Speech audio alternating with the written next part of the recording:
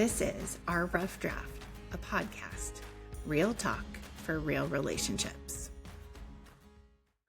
Welcome to Our Rough Draft, where we share real stories from marriage, work, life, and the adventures along the way. We'll laugh, maybe get real, and hopefully help you spark some new conversations in your own life. I'm Denise, the wild, emotional one who loves words and big ideas. And I'm Tim. I'm the practical level one who fixes what she dreams of. And this is Our Rough Draft, where we share the stories we're still living. Hi. Hi. Welcome to Our Rough Draft. We are Welcome. just freshly back from Italy, and today we're going to talk a little bit about travel. Yes. The Italy trip, other trips, travel in general. Yeah, I think how travel changes us, how we have a fresh outlook after we've traveled about being at home. So I think that's pretty fun. This was our first big international trip together since 2018. Yeah.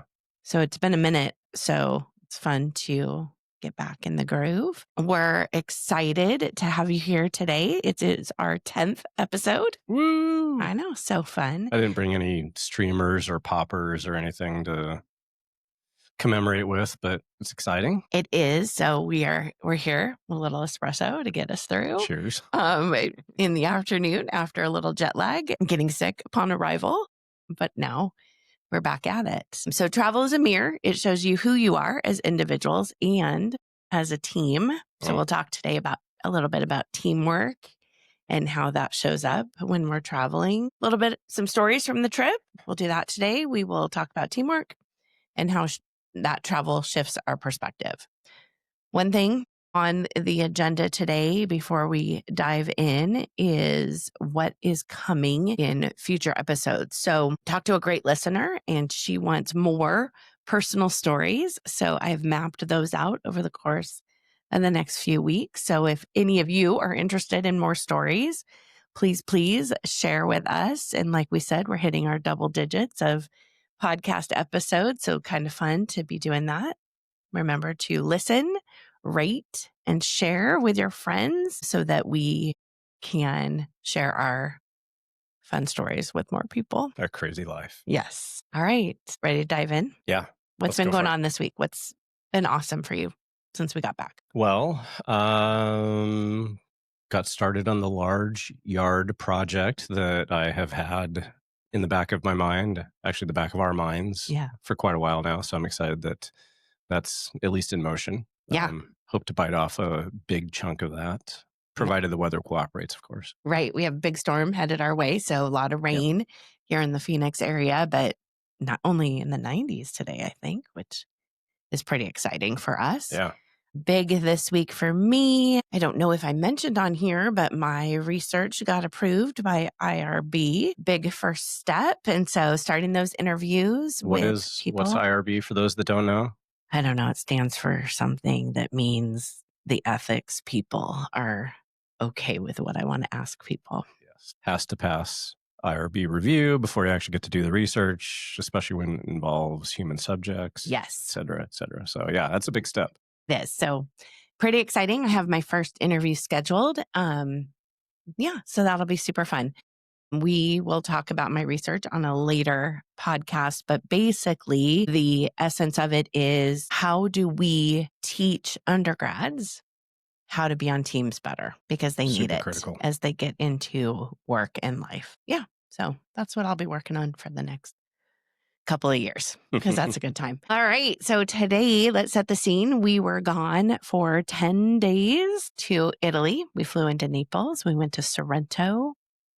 We went to Minori and back up to Naples to fly out. Yeah. It was a great trip. Traveled with the Blue Walk, and we will talk a little bit more about who that is, I'm sure, a little bit today. It was the kickoff of our 25th year together. Celebration tour. Yeah, so that's kind of fun.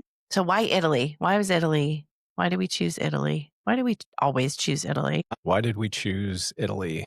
I feel like, obviously it's been on our list since we were there in 2018 in Milan, so north of Italy, different area. But I think the fact that The Blue Walk was based out of Italy, and one of the owners is a friend of yours from high school. I mean, I think we had just been intrigued about doing a walking tour with the Blue Walk, combine that with Italy, Yeah. and combine it with, the potential of going to a place that we hadn't been yet in Italy.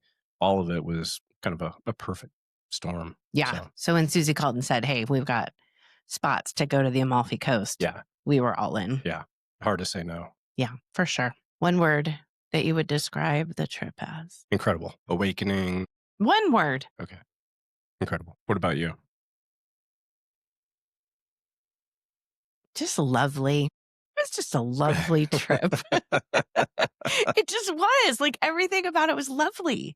Yeah, it was great. I loved it. Okay, so I don't know. What should we talk about when it comes to this today? I feel like there's so much that we could get into, but let's start. Let me roll back the tape. Mm-hmm. We got off to a horrible start. We didn't get off to a horrible start. The trip got off to a horrible start. Yes, you're right. The trip got off to a horrible start. Yeah. So hold on. Yeah. So we flew so the flight going was from Phoenix to San Diego to Philadelphia, Philadelphia to Naples. So those were the legs of the trip going there. And on purpose, we like shorter legs. For sure. So that we can stretch our legs rather than a direct flight. Yeah. So that sets the stage of how many hops we were taking to get there and what happened on the first hop. Yeah. So ironically, the upside is that we left Phoenix and we went to San Diego, and there was a horrible storm here in Phoenix that shut down the airport. And so we got out before that, which was great. Yeah. Because we flew at 6. The storm hit around, I think, 11 a.m. So as we were leaving for the airport at 4 a.m, I click purchase on Amazon to make sure there's dog food in the house for my mom and Mason for the dogs. And it gets declined.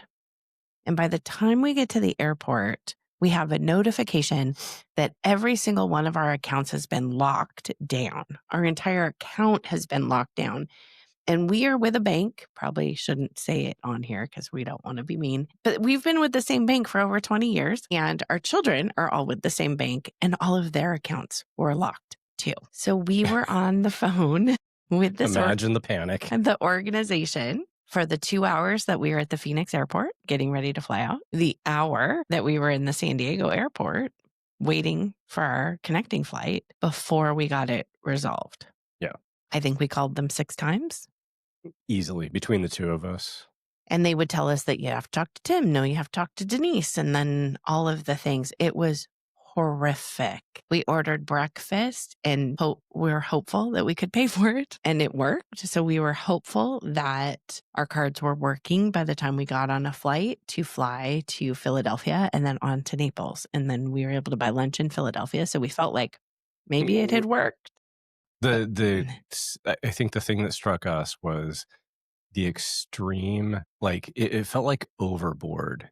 And again, we won't name the institution, but it is like the security level protection. If you click one thing too many times, if you operate outside of your radius, it feels like anything that's not like you go to the grocery store, you get gas, you buy coffee. Right. Like if it isn't a normal purchase, they will lock your account down. And this one was extreme. Like you've had your card locked and mine has still been available. This one was the entire account restricted, locked, and nobody could help us. Right. And they told me it'd be 10 days. Yeah. 10 days before we could get access again. I had to upload my ID. Like it was just a nightmare. Again, with an institution that we've been with over 20 years. Yeah. Yeah. Like they know who we are at this point, but right. You still had to upload your ID and it's. Yeah, it was crazy. And they don't have that option anymore of like, we're going to be traveling. Pay attention to this. Because if they had known that, because I paid for the dog food and I paid for the cab, the taxi in Naples, all within the same amount of time. And it just shut them down. So that was so stressful because we didn't know how we were going to pay for anything once we got to Italy. It was going to be solvable. Like everything's figure outable. My mom was already on the ready to like go deposit money into our other account at a different local bank. Like we could have figured it out. But the bigger concern was the fact that Thatcher in Georgia and Cooper in California and Mason trying to get gas, like everybody was locked out. And that was super scary, especially going to a foreign country. Yeah. Yeah. And it would even be different if it was the day before we left, but literally the day we're leaving. Yeah. That was early in the morning. So stressful. It was horrible. So the dogs got dog food. Everything turned out fine. We got access to our accounts. It was all okay. We made it to Naples and we got in our cab and we rode down to our hotel. Tell the world about where we got to stay in Sorrento. Oh my gosh. The hotel, the apartment, I don't even know what you would call it, but right on, if you know Sorrento, right on Corso Italia, literally right in the heart of Sorrento. So Sorrento, beautiful town, extreme geography on the Amalfi Coast. I think that was the thing that shocked me the most was it's a coast in name only because it's literally cliffs straight down to the ocean. It's just this extreme landscape and it is beautiful. It is just striking. So all of these little towns dot the Amalfi Coast in areas where people have settled. And so you basically go up and over the mountains and drop down to the coast and you are in these little areas. So the place we stayed, incredible hotel / apartment right on this busy street, right in the middle of Sorrento. Pedestrian street. So you have to like get your bags to the place. And then our lovely little apartment, they were putting in an elevator. The elevator's not in yet. And so up hauling bags up 3 flights of stairs. 3 flights of stairs, yeah. But little balcony overlooking the pedestrian street that we could sit on at night and have a glass of wine and watch everybody walk by. Yeah, it was fantastic. Yeah, so good. Got our gelato that first night, which was super important to me. And pretty much every night thereafter. I think we missed maybe one night. Yeah, because I think I had the panna cotta one night and I didn't need the gelato, but I think that might be true. And tiramisu one night too. It was a good dessert trip. Missed 2 nights. I know. What else? What else about Sorrento was great? I think Sorrento for me was great because of that small town feeling. It's not a giant city. It's not Naples. Certainly it's not Rome. It's not Milan. It's not this big metropolitan area. It's just a small little town. And it obviously caters to tourists. I mean, there's plenty of tourists there, but it felt like it was just a small working town. And I felt that way about all of the other towns, maybe with the exception of Positano, which felt very touristy. Yeah. But the other places that we stayed felt very kind of small and somewhat local. And I think on a larger scale, I'm branching off in a different direction here, but that was one of the things I think was most rewarding about the trip was a chance to potentially get away from the same tourist shops, the same tourist rows, the same areas where you heard people speaking English and actually get out and see smaller areas, smaller neighborhoods. And I think that that's something that the Blue Walk, the company that we went with, does really well, getting you out into the smaller areas so you can actually experience the culture versus just hearing English in all of the tourist-oriented areas. Yeah. So let's talk about the Blue Walk a little bit. So my friend Susie, who I've known for 40 years, oh my gosh, and her partner Jeanette run this walking tours of Europe called the Blue Walk. And now it's more than just walking tours. It's also art tours and they do really incredible things. The Amalfi Coast is not one of their normal places. It's where they lived when they were first there in Italy. And other people who've been on tours with them before asked them to do a private tour of the Amalfi Coast and they agreed.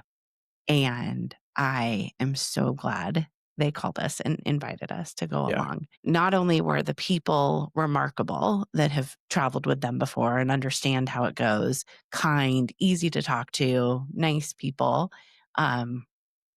but flexible and excited to see all of the things. Yeah. And I think going into it, I was nervous that I was going to be peopled out by the first day, right? Like too many talking people.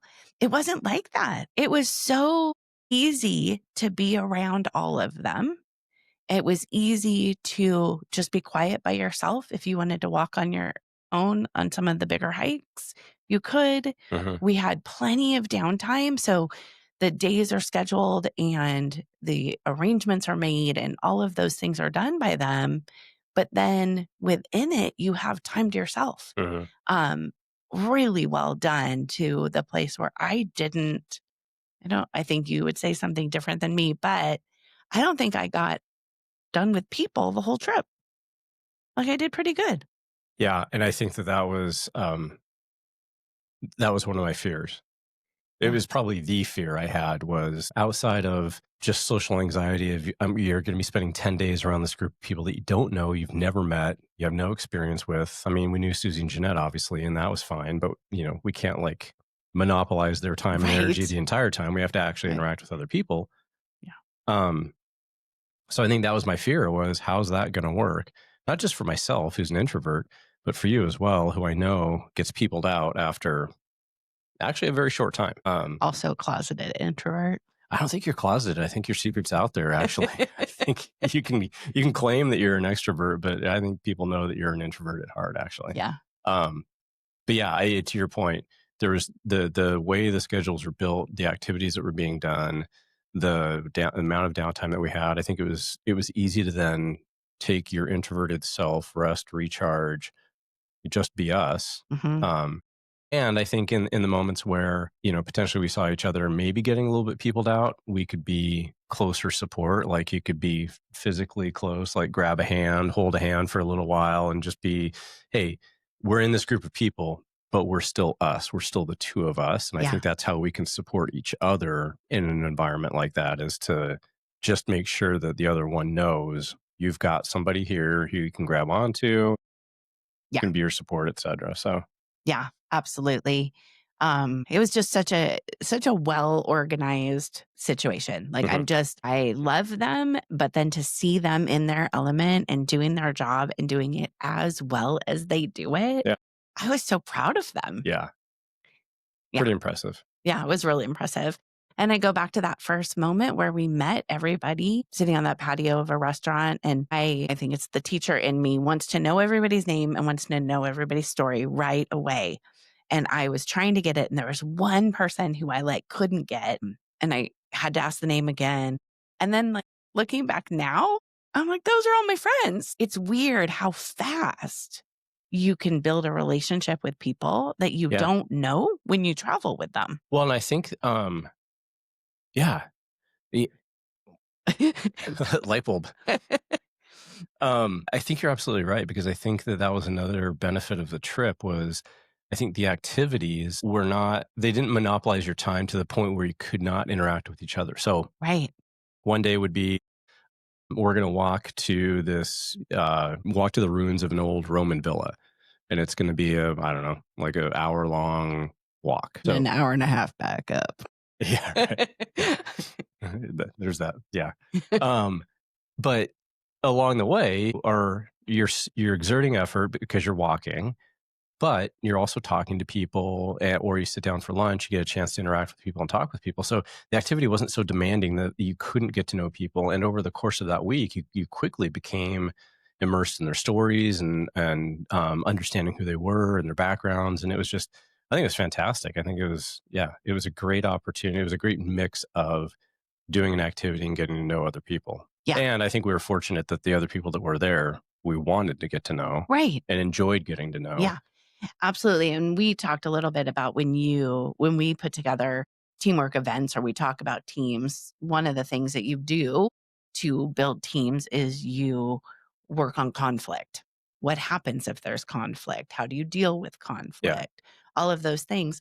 Well, there wasn't. There was a little bit of drama. Like we had one day where something went sideways, and we'll talk about that in a second.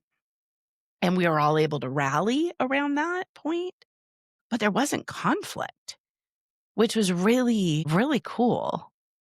in that you can be different people from different parts of the world and come together, right? Most of us were American, one Canadian, married couples, single people, just coming together. It was really special. But that one moment is one of the participants was a little dehydrated after Pompeii. And we were coming back on the train and we could all kind of circle up and get him the help that he needed and get hydrated. And he was absolutely fine, just dehydrated.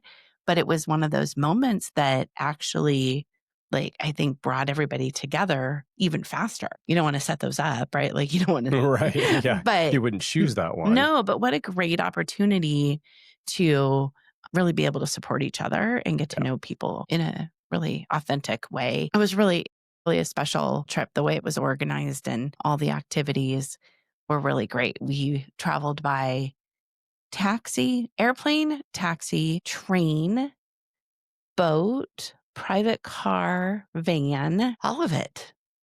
I don't know if there's a mode of. We didn't go on a moped or a mule, which is okay. Yeah, the scooter would have been awesome. I know. But there were some, I wouldn't have gone on one though. Like the scooter culture is pretty remarkable. Crazy. Yeah, you talk about like fast drivers in Italy with fancy cars. The scooter life and the motorcycle life, that taking your life into your own hands. Yeah. They did see an Italian police car that was a Lamborghini. That's crazy to me. Yeah. Fascinating. The scooter culture, I think, is very strong there. It's a very, at least on the coast. I mean, there are scooters in Naples also. Oh yeah. So maybe just as prominent there, but man, they were everywhere. I mean, that was just your way to get around. And when you see the roads and you see the routes between different places, twisty, turny, sometimes single lane that they try and make 2 lanes. I mean, it's no wonder why they have really small cars and why scooters are very prominent. Like that's just a necessity for them. Yeah, absolutely. So let's talk about the logistics of all of it. Who of us? Who brought the calming? Did we need calming? Who brought the organization? Did we need any of that? Like, what were any of the life lessons that we needed to show up with? To the trip as a whole? Yeah. I don't feel like we were ever challenged with that. Yeah, that's pretty remarkable, right? Yeah. I mean, because I think going back to the point that you made about was there any conflict? You know, one of us didn't need to be there as the calming influence on the other to kind of come down from an experience or a part of the experience, Right. because there wasn't any need for it. I mean, it was, and I think you at one point had mentioned something about how nice it is to have the agenda in somebody else's hand. You literally, like, we woke up every day. For the most part, we started at 10 o'clock every day. So we woke up on our own schedule, got our espresso and our pastry on our own schedule, packed up whatever we felt like we needed for the day, went and met the group, and then we were in somebody else's hands. Like, the only decision we had to make was, am I going to get an espresso? And what am I going to have in my cornetti, if anything? Do I want plain cornetti? Do I want a filled cornetti? Always filled. Always filled, for sure.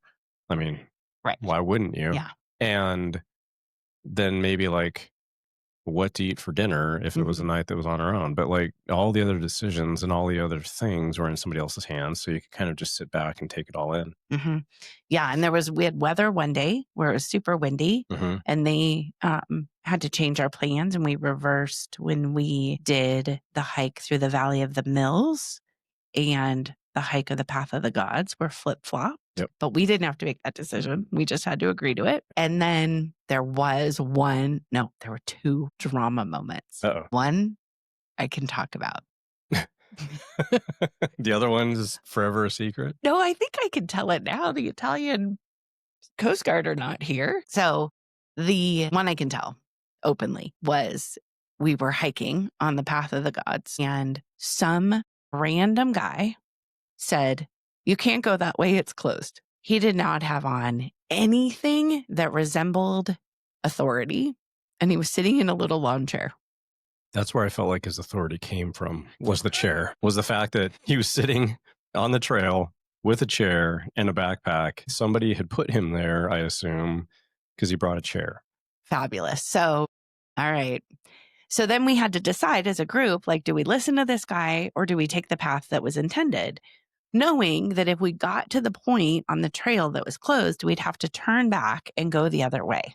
Which was mostly uphill. Right. And our guides, one of them, again, who I've known my whole life, is not really a rule follower, but she's married to somebody who is more of a rule follower.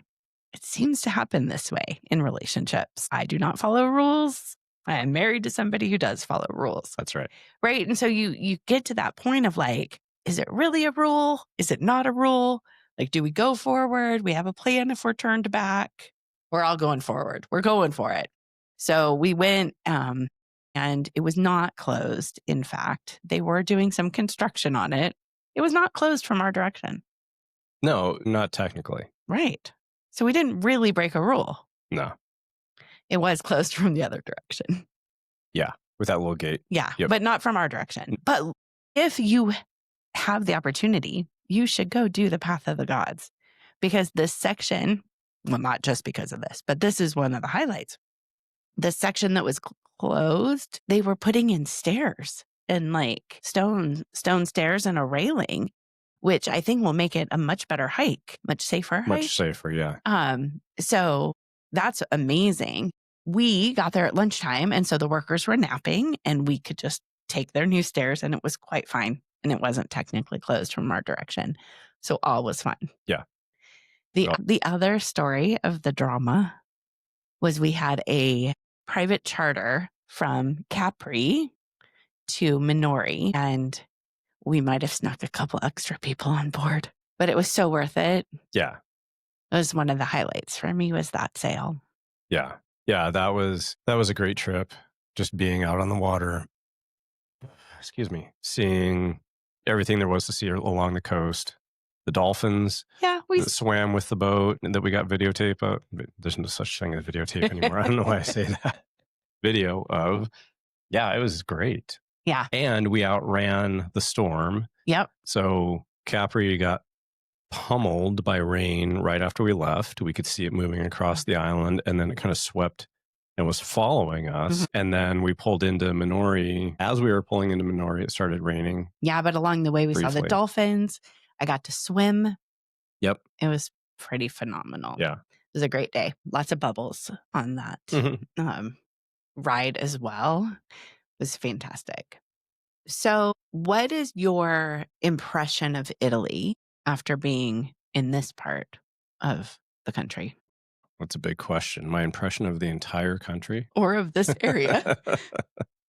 I think it's interesting, and I've heard people talk about it before, and I want to go back and learn more about the history of Italy. You know, not just like the Roman Empire history of Italy, but how did it become an actual country out of all of these different, city-states and areas? Because I think Italy is similar maybe to the United States, although on a much smaller scale. But when you think about the differences between the South and the North, geography, weather, cuisine, culture, I mean, it all is so very different. And I think that only having been in the North before, up to Milan, and being there for a little while and kind of understanding a little bit more about the culture and the cuisine, et cetera, I think the difference between that and the South, or further south at least, with the Amalfi Coast, was pretty interesting. So I think it's just that, I mean, you read a quote earlier, I think before we got on here, about travel is the enemy of prejudice or something to that effect, from Mark Twain.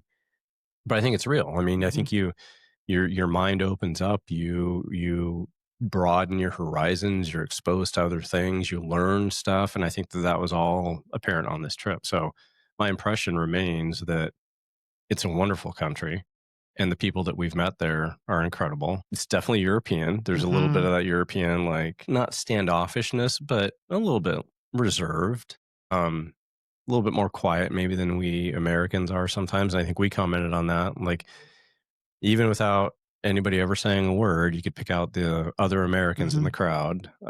Yeah, sometimes in such obnoxious ways. Yeah, sometimes in really bad ways. Yeah. And I think it gives, at least for me, it gives me incentive to not be that way. To, instead of going to a place and expecting the place to mold around me, I want to go to a place and integrate into that place. I want to mold myself into that place and be part of it, so that I'm not just because I don't want to stand out, but because I want to feel the difference. I Yeah. want to know the difference. I want to, get integrated, because that's what broadening your mind is all about. So Yeah. that was a really long answer to a short question about Italy, but I love it. I loved when we walked from Minori to Maori, just the two of us. One of the last days we were there, and we went into what we would call like a comic book store. And there wasn't a lot of English that was going to be spoken that day, because it wasn't the super touristy kind of place. Yeah. We saw a wedding that day. We saw a funeral that day.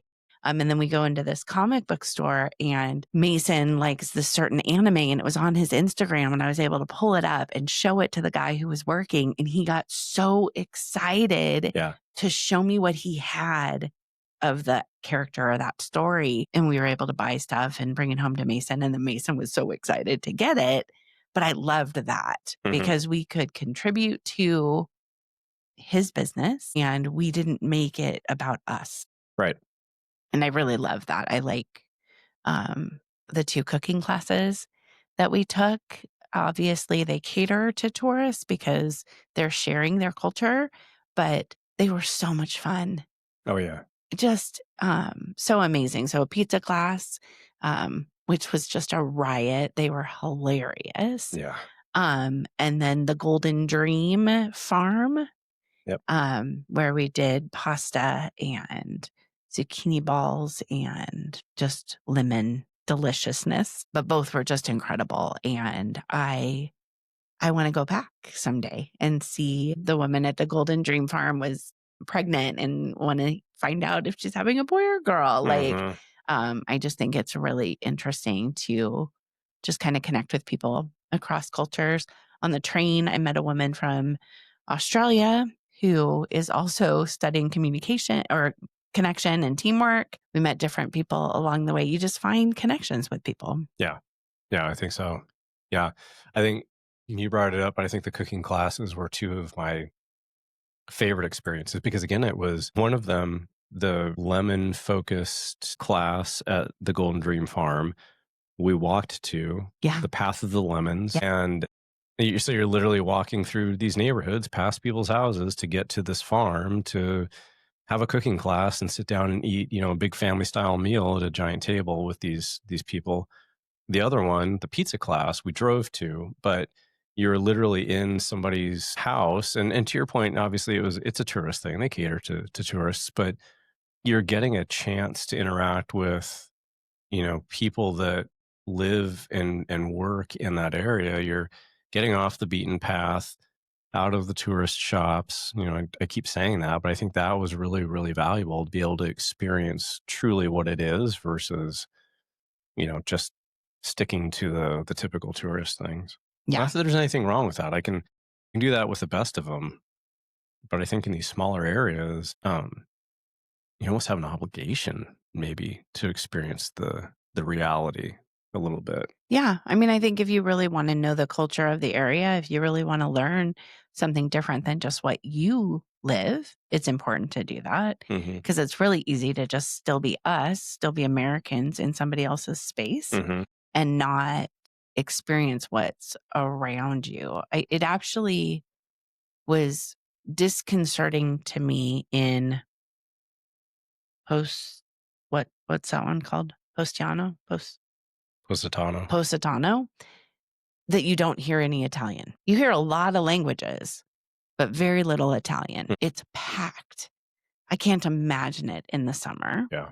Beautiful. I mean, so freaking beautiful. And crowded, touristy, like Catalina times 10,000. And I love Catalina. And I would want people to come to Catalina and experience it, not just experience each other. Yeah. Yeah.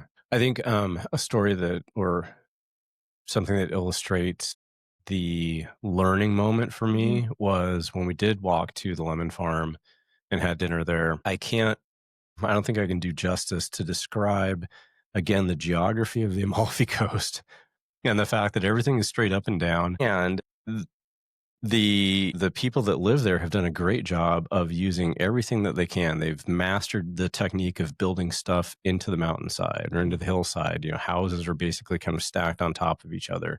Terracing the land, which isn't a new concept, but terracing the land to use it for agriculture. But all of that, I think, creates enough complexity where I looked at it, and this is probably something about me, but I was looking at it with a practical eye of, well, where do you park your car? How do you get groceries up here?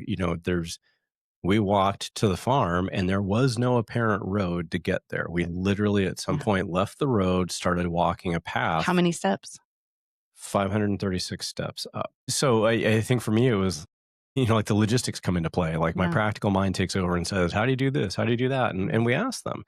And the answer, very honestly, like the majority of stuff they don't need.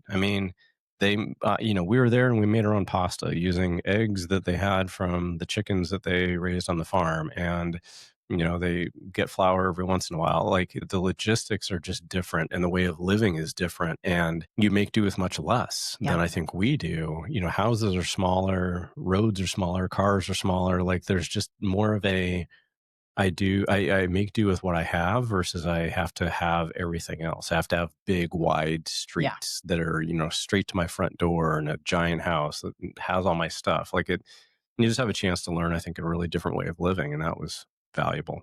Yeah. I love that difference. Well, we've kind of talked all over the place about this trip. We didn't really talk about your impressions of Pompeii. Okay. That was the thing I was looking forward to the most. I have a very vivid memory of being, I can't quite remember the age. I think maybe I want to say like 8 or 9 years old. You said 7 or 8 in the last podcast. So let's round it off to 8. Like let's take the average of 8. But sitting on the floor of my grandparents' house, reading the National Geographic article about Pompeii and the pictures of it and the description of the volcano and everything that was involved in it. And I think I said it before, but I just never, ever in my mind thought that I would be able to see it, which that's the life lesson, never tell yourself never, right? Like always give yourself an out. So I think going to Pompeii for me was just the highlight of the trip because I finally got to see what had existed only in my imagination for so long. It was everything I thought it was going to be and more. The chance to see the ruins, the chance to see the scope and the scale. I was blown away by how big it is. It's huge. This was, the town was buried in AD 79, in the year 79. And when I think of the year 79, I think of smaller villages. Like I don't think about things on that scale. Yeah. But the fact that it was a thriving port city at the time, the fact that it was as big as it was, the fact that it had so many different innovations about, how do we keep things cool, or how do we, how do we build effectively? How do we integrate ourselves with the environment? And it was fascinating. Yeah. The road, one of the main roads in Pompeii has travertine stones built into it that reflect the light so that when you're traveling at night, you could still see the road. Right. What? Yeah. Yeah. Unreal. Yeah. I mean, the innovation, the ingenuity, it was fascinating. So the chance to see it, I think was definitely a highlight for me. Yeah. I think for me, the highlight was the Path of the Gods. It was incredible. It was just like truly to think of the stories of Odysseus and to think of the sirens and the cliffs and to live it. It's crazy. Well, and so tell that part, like, why is it named the Path of the Gods? Because that's where the gods were that warned Odysseus about the sirens so that he wouldn't listen and get crashed into the cliffs. And the cliffs are for real. Like they're giant. Yeah. But yeah, it's all of that and more. And I'm afraid of heights. And I was okay. Like I did okay on the trail. It felt safe.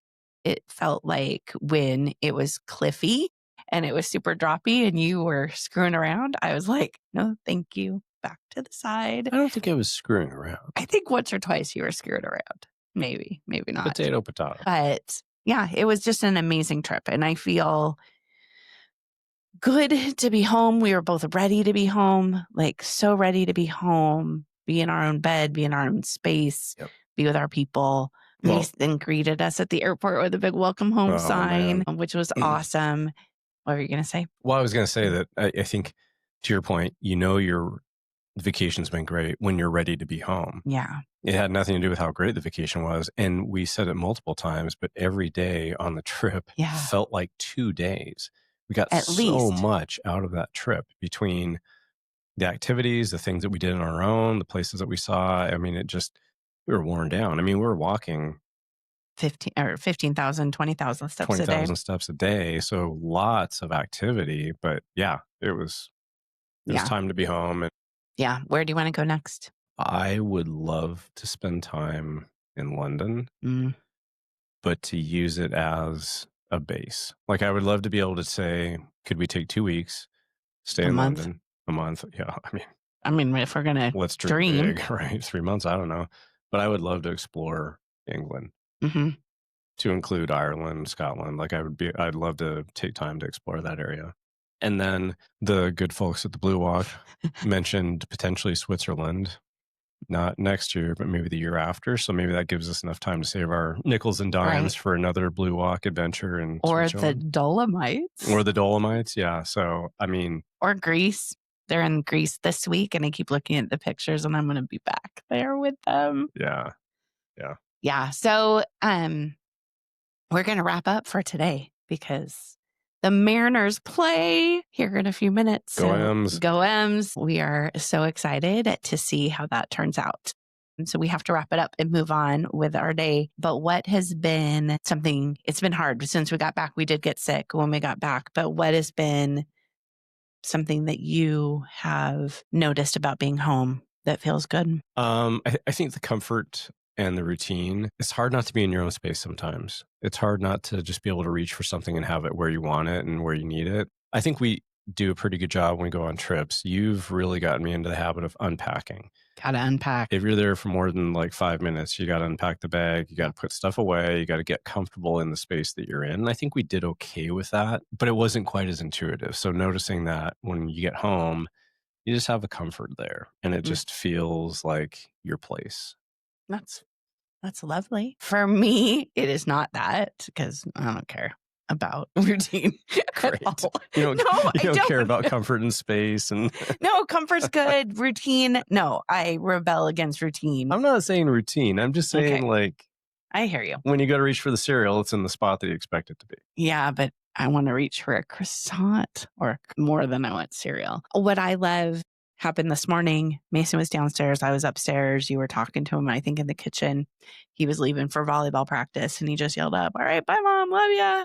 I just love that. Like, I just love being with my people. So yeah, that's true. It was hard being in a different time zone. That the only one time of the day that I could interact with them. Yeah. And they were maybe busy at that time. But yeah, so that's nice. It's nice to be able to be with your people. So we're going to go live tweet to each other while we watch the Mariners. Fingers crossed that all works out for the better for the M's. Let's hope it all works out. So thank you for being here. Thanks for listening in. We're glad to be back. Yeah, indeed. Thanks for listening, everybody. Thanks for joining our rough draft.